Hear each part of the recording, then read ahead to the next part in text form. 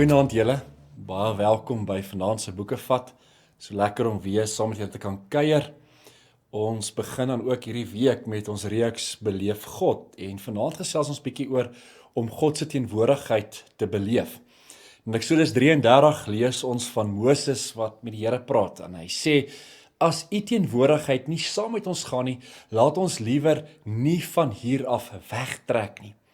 Moses verstaan dat God se teenwoordigheid nie net nog iets op die agenda is, nie nog 'n bykomstigheid is nie, maar is die kern van Israel se identiteit en hulle krag. Sonder God is hulle net 'n volk, is hulle eintlik net 'n volk in die woestyn. Met God is hulle 'n volk met 'n bestemming.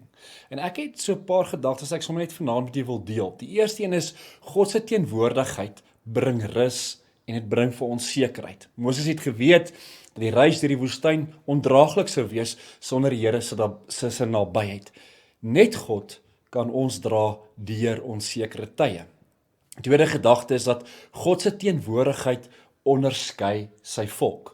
Vers 16 sê, dis juis die Here se nabyheid wat Israel anders maak as enige ander nasie. Ook vandag is dit nie ons prestasies of ons krag wat ons uniek maak nie, maar dat God self fisies by ons woon. God se teenwoordigheid is ook natuurlik 'n geskenk van genade.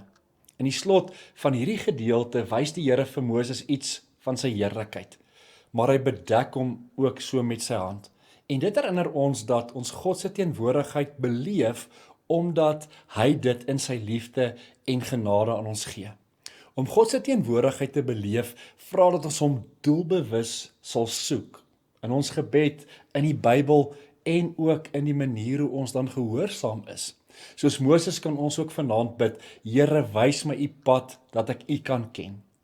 Wanneer ons dit doen, ervaar ons dat hy nie net saam met ons gaan nie, maar dat hy ons ook vorm soos klein hane van 'n pottebakker en dat hy ons ook lei op die regte pad. Kom ons bid saam. Here, dankie dat ons u op verskillende maniere kan beleef. Here, help ons ook in hierdie nuwe reeks dat ons u nabyheid sal voel en dat ons so opgewonde sal wees om u te beleef in ons daaglikse lewe. Dankie ook dat Moses u kon beleef het, toe u saam met hulle ook die pad gestap het en ons wil u ook graag in hierdie seisoen in ons lewe beleef wanneer u die pad saam met ons stap. In Jesus naam bid ons dit. Amen.